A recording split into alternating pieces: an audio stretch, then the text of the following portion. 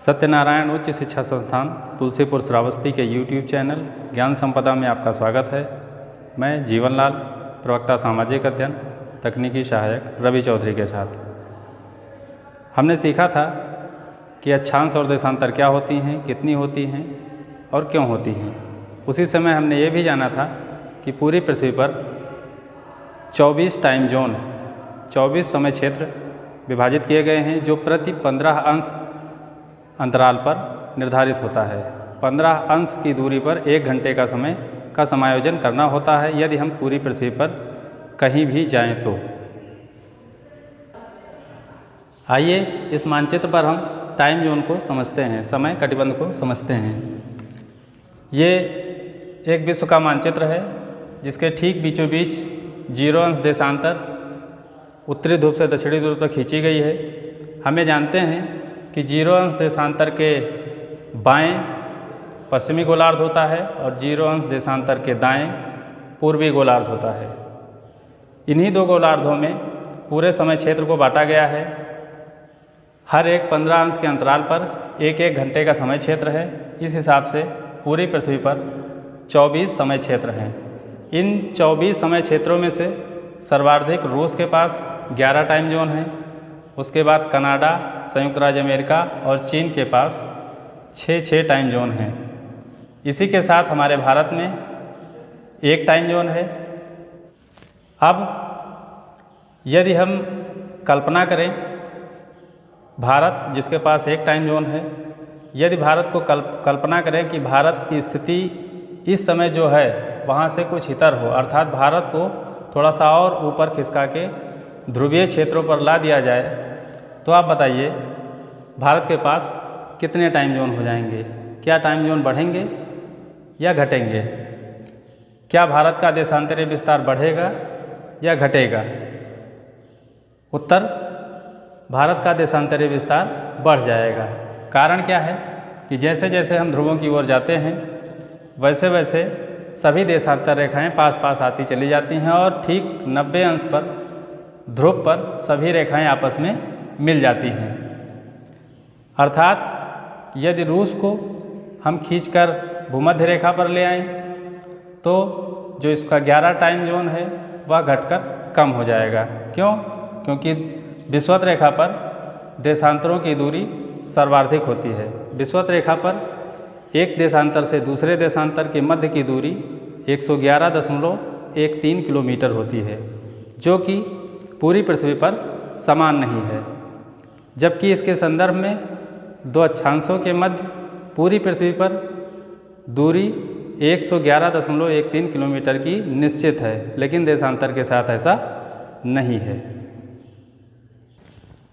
समय कटिबंध या टाइम जोन सीखने के बाद आइए हम देखते हैं GMT क्या होता है, ग्रीनविच मीन टाइम। इसका एक सूक्ष्म इतिहास है।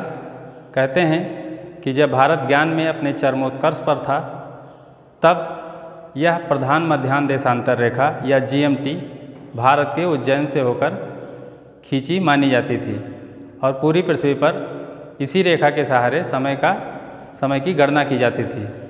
जैसे जैसे समय बीतता गया, अन्य देशों और प्रदेशों, अन्य महाद्वीपों के लोग अग्रणी होते गए, जानकार होते गए, शिक्षित होते गए, वैसे वैसे इसमें बदलाव आया। जब ब्रिटेन का पूरे विश्व पर राज्य था तब ब्रिटेन वालों ने इसे फेरो द्वीप से गुजरता हुआ माना और कुछ समय बीता तब ब्रिटेन ने खुद अपने ही एक शहर लंदन के ग्रीनविच वेधशाला से इसे गुजरता हुआ माना। आज वर्तमान में यही ग्रीनविच देशांतर रेखा लंदन के ग्रीनविच वेधशाला से गुजरती हुई मानी जाती है और इसी प्रधान मध्याह्न देशांतर रेखा के परिप्रेक्ष्य में पूरी पृथ्वी पर समय की गणना की जाती है। आइए देखते हैं समय का कैलकुलेशन या उसकी गणना कैसे करते हैं। ये हमारी पृथ्वी है और इस पर देशांतर रेखाएं खींची हुई हैं। इन्हीं में से किसी एक को हम प्रधान मध्याह्न देशांतर में रेखा मान लेते हैं। ये आपका 0 अंश देशांतर जो कि ब्रिटेन के ग्रीनविच वेधशाला से होकर गुजरती हुई मानी गई है। इसी के जस्ट अपोजिट 180 अंश देशांतर है। अब यदि इस 0 अंश देशांतर पर सूर्य को लंबवत माने, अर्थात यहाँ यदि दोपहर के ठीक 12 बजे हैं, तो समय की गणना के लिए यदि हम 0 अंश देशांतर से दाएं अर्थात पूर्वी गोलार्ध की तरफ जाएं या बाएं पश्चिमी गोलार्ध की तरफ जाएं, तो दोनों में समय का कुछ अंतर होगा प्रति 15 अंश के देशांतर पर। यदि 0 अंश देशांतर पर सूर्य वर्टिकल है या लंबवत है और पृथ्वी अपने अक्ष पर एंटी क्लॉकवाइज घूम रही है, तो जो स्थान इस समय दोपहर में है वह अगले 1 घंटे बाद 15 अंश आगे खिसक कर दोपहर के बाद अर्थात दिन के 1 बजे 1 PM में होगा। और जैसे जैसे यह स्थान घूमता जाएगा, जब तक कि मध्य रात्रि को पार नहीं कर लेता है, इस पूरे गोलार्ध में PM समय होगा, जबकि इसके विपरीत पश्चिमी गोलार्ध में AM होगा। क्यों? क्योंकि पृथ्वी अपने केंद्र पर घड़ी की सुई की विपरीत दिशा में घूम रही है। यहाँ दोपहर है तो यहाँ सूर्योदय हो रहा है, यहाँ सूर्यास्त हो रहा है और यहाँ मध्य रात्रि है। आइए इस चित्र में देखते हैं। यह आपकी पृथ्वी है, इसके ठीक बीचों बीच 0 अंश देशांतर है। इसके एक तरफ दाहिने तरफ पूर्वी गोलार्ध और बाईं तरफ पश्चिमी गोलार्ध है। पृथ्वी अपने केंद्र पर एंटी क्लॉकवाइज घूम रही है, इसलिए 0 अंश देशांतर के पूर्व यानी पूर्वी गोलार्ध में PM समय होगा, प्राइम मेरिडियन दोपहर के बाद का समय या पोस्ट मेरिडियन, और 0 अंश देशांतर के बाएं पश्चिमी गोलार्ध में AM समय होगा, एंटी मेरिडियन अर्थात दोपहर के पहले का समय। यही आपके AM और PM होते हैं। ग्रीनविच मीन टाइम समझने के बाद इसी से संबंधित आइए देखते हैं इंडियन स्टैंडर्ड टाइम IST, जो कि भारत का स्थानीय मानक समय है। भारत में इंडियन स्टैंडर्ड टाइम को तय करने के लिए 82 सही 1/2 अंश पूर्वी देशांतर को निर्धारित किया गया है। इसका निर्धारण वर्ष 1906 में अंग्रेजों द्वारा किया गया। यह 82 सही 1/2 अंश देशांतर भारत के उत्तर प्रदेश के मिर्ज़ापुर जनपद से होकर गुजरती है। वैसे तो किताबों में इसे इलाहाबाद से गुजरता हुआ माना जाता है, जो कि सही नहीं है। इसकी वास्तविक स्थिति मिर्ज़ापुर के अमरावती चौराहे से होकर गुजरती हुई मानी जाती है। और इसी 82 से ही 1/2 अंश पूर्वी देशांतर के आधार पर पूरे भारत में, चाहे वो गुजरात हो या अरुणाचल प्रदेश हो, समय की गणना की जाती है और पूरे भारत में एक ही टाइम जोन माना जाता है। भारत के स्टैंडर्ड टाइम में लगभग 2 घंटे का अंतर आता है। ऐसा क्यों है? क्योंकि भारत का देशांतरीय विस्तार लगभग 30 देशांतरों में है और हम ये जानते हैं कि प्रति 15 अंश देशांतर के अंतराल पर 1 घंटे के समय का समायोजन करना होता है। इसलिए भारत में लगभग 2 घंटे का अंतर है। अर्थात यदि भारत के पूर्वी प्रदेश अरुणाचल प्रदेश में सुबह हुई है, तो ठीक उसी क्षण भारत के पश्चिमी प्रदेश गुजरात में लगभग 2 घंटे की रात होगी। यह 2 घंटे का अंतर पूरे भारत में विस्तारित है। इसी को लेकर पूर्वी भारत के लोग और पश्चिमी भारत के लोगों में थोड़ा मतभेद है और उनका यह कहना है कि भारत में 2 समय क्षेत्र बनाए जाएं। आइए अब हम सीखते हैं अंतर्राष्ट्रीय तिथि रेखा या आइडियल क्या होता है। हर एक देश का अपना एक स्थानीय मानक समय होता है, जिसके अनुसार प्रत्येक देश यदि अपने देश से पूरब या पश्चिम जाएं तो समय को घटाते या बढ़ाते हैं। यदि हम पूरब से पश्चिम जाते हैं तो प्रति 1 अंश के अंतराल पर 4 मिनट का समय या प्रति 15 अंश के अंतराल पर 1 घंटे का समय घटाते हैं। और यदि पूरब की तरफ यात्रा करें तो प्रति 1 अंश के अंतराल पर 4 मिनट का समय बढ़ाते हैं या प्रति 15 अंश के अंतराल पर 1 घंटे का समय बढ़ाते हैं। अब यदि हम पृथ्वी के किसी भी स्थान से भारत को ही ले लेते हैं। यदि हम पृथ्वी के भारत से किसी वायुयान से यात्रा शुरू करते हैं और बिना रुके पृथ्वी का एक चक्कर लगाकर पुनः भारत में वापस आ जाते हैं तो लगभग 24 घंटे का अंतर आ जाएगा। अब इस 24 घंटे के अंतर को कहाँ समायोजित किया जाए, इसके लिए वर्ष 1884 में एक अंतर्राष्ट्रीय सम्मेलन किया गया, जिसमें यह तय किया गया कि इस समय को समायोजित करने के लिए कोई एक ऐसी रेखा निर्धारित की जाए जहाँ पर इसकी गणना की जा सके। इसके लिए विश्व बिरादरी में यह सहमति बनी कि 180 अंश देशांतर रेखा को ही निर्धारित माना जाए। क्यों? क्योंकि यह 180 अंश देशांतर रेखा पूरे ग्लोब पर बहुत ही कम स्थल खंडों से होकर गुजरती है। अब यदि स्थल खंड से गुजरे तो क्या होगा? तो फिर दिक्कत हो जाएगी। यदि 180 अंश देशांतर किसी स्थल खंड से गुजरे तो एक ही स्थल खंड पर या एक ही देश में 2 दिन हो जाएंगे, 2 तिथियां हो जाएंगी। इसलिए 180 अंश देशांतर के सहारे एक और काल्पनिक रेखा खींची गई, जिसे अंतर्राष्ट्रीय तिथि रेखा कहा गया। और यह अंतर्राष्ट्रीय तिथि रेखा जो 180 अंश देशांतर के सहारे खींची गई है, वह अपने रास्ते में 3 जगह मोड़ी गई है। पहली बार उसे मोड़ा गया है रूस और अलास्का यानी अमेरिका के क्षेत्र को बचाने के लिए, एक बार इसे मोड़ा गया, फिर यह सीधी हुई अपने पथ पर आई और पुनः इसे अट्टू द्वीप समूह जो कि संयुक्त राज्य अमेरिका का है, उसे बचाने के लिए पुनः एक बार इसे पूर्वी गोलार्ध में फिर मोड़ा गया। फिर यह अपने पथ पर सीधी चली गई और एक बार पुनः प्रशांत महासागर में टोंगा और किरिबाती द्वीप समूह को बचाने के लिए इसे एक बार फिर मोड़ा गया। इस पूरी अंतर्राष्ट्रीय तिथि रेखा में 3 मोड़ और 8 कोण हैं। इस अंतर्राष्ट्रीय तिथि रेखा को यदि हम पश्चिमी गोलार्ध से पूर्वी गोलार्ध की तरफ पार करते हैं, अर्थात अंतर्राष्ट्रीय तिथि रेखा के पूरब से पश्चिम आते हैं, तो एक नए दिन को जोड़ लेते हैं या नई तिथि जोड़ लेते हैं।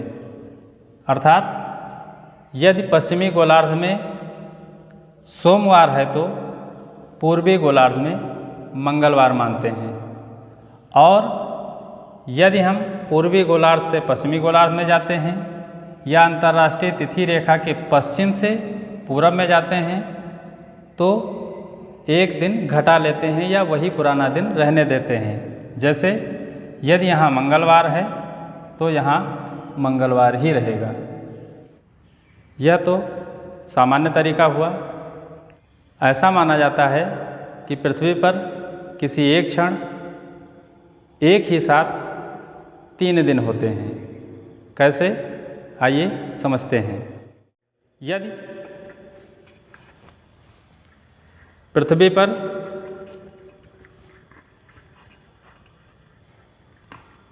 देखें, ये 180 अंश देशांतर है जिसको अंतर्राष्ट्रीय तिथि रेखा माना गया है। उसके ठीक विपरीत 0 अंश देशांतर है जिस पर सूर्य लंबवत है। यदि 0 अंश देशांतर पर दोपहर के 12 बजे हैं तो 180 अंश देशांतर पर मध्य रात्रि होगी और पूरे ग्लोब पर एक दिन होगा। यदि इस पूरे ग्लोब पर एक दिन यानी 24 घंटे को हम सोमवार मान लें तो अगले 1 घंटे बाद पृथ्वी अपने केंद्र पर 15 अंश आगे घूम जाएगी और अंतर्राष्ट्रीय तिथि रेखा के आगे 1 घंटे नए दिन का आरंभ हो जाएगा। अर्थात पूरी पृथ्वी पर 23 घंटे का सोमवार, 1 घंटे का मंगलवार शुरू हो गया। पृथ्वी धीरे धीरे अपने केंद्र पर घूमती रहेगी और यह 180 अंश देशांतर सूर्य के सामने वर्टिकल हो जाएगा। अब 180 अंश देशांतर के पूरब सोमवार है और 180 अंश देशांतर के पश्चिम मंगलवार है। फिर पृथ्वी अपने अक्ष पर घूम रही है और घूमते घूमते बिल्कुल अर्धरात्रि के आसपास पहुंच गई।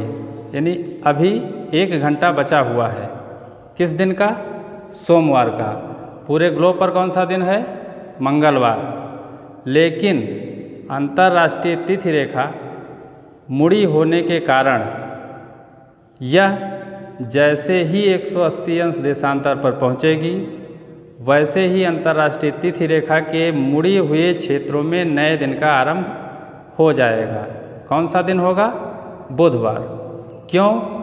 क्योंकि सोमवार तो बिल्कुल अंतिम क्षणों में है, मंगलवार पूरी पृथ्वी पर फैला हुआ है, और उस अंतर्राष्ट्रीय तिथि रेखा में जो मुड़ी हुई है बेरिंग सागर में, वहाँ एक नए दिन की शुरुआत होगी, जो कि होगा बुधवार। अर्थात एक ही क्षण, एक ही स्थान पर पृथ्वी पर 3 दिन उपलब्ध हो जाएंगे। और यह घटना तब होगी जब अंतर्राष्ट्रीय तिथि रेखा 180 अंश देशांतर पर अध्यारोपित होगी। और यह पूरा संक्रमण काल जो 3 दिनों का है, लगभग 1 घंटे 20 मिनट का होता है। यहाँ इसमें देखें, अंतर्राष्ट्रीय तिथि रेखा रूस और अलास्का के बीच बेरिंग सागर में मोड़ी गई है, और यह पश्चिमी गोलार्ध में 169 अंश पश्चिमी देशांतर तक मुड़ी है। 180 से 169 अंश पश्चिमी देशांतर आगे निकला हुआ है, अर्थात लगभग 11 अंश देशांतर का अंतर है। और 1 अंश देशांतर पर 4 मिनट का समय है, तो 11 अंश देशांतर पर 44 मिनट का समय हो जाएगा। फिर और आगे जब बढ़ेंगे अट्टू द्वीप समूह के पास, तो यही अंतर्राष्ट्रीय तिथि रेखा पूर्वी गोलार्ध में 171 अंश पूर्वी देशांतर तक मुड़ी हुई है, जिसमें लगभग 9 अंश का अंतर आता है, जो कि इसका समय निकालें तो लगभग 36 मिनट बचता है। और यही 36 मिनट इस 44 मिनट के साथ जुड़ता है, जो कि ये नया तीसरा दिन होता है संक्रमण काल वाला। और यही पूरा अवधि लगभग बनती है 1 घंटे 20 मिनट की। कहते हैं उगते सूरज का देश जापान, जो कि कभी था, अब नहीं है। क्यों नहीं है? क्योंकि जब जापान को उगते सूरज का देश माना जाता था, तब अंतर्राष्ट्रीय तिथि रेखा के आसपास जापान में ही सभ्यता विकसित हुई थी। वहाँ के लोगों ने ही सबसे पहले इसे पहचाना, इसीलिए उगते सूरज के देश को जापान माना जाता था। लेकिन अब ऐसा नहीं है, समय बदल गया है, तकनीक बहुत आगे हो गई है। अब जापान दूर हो गया, बल्कि टोंगा और किरिबाती जैसे द्वीप समूहों पर लोग रहने लगे हैं, और उन्हें उगते हुए सूरज का देश माना जाता है।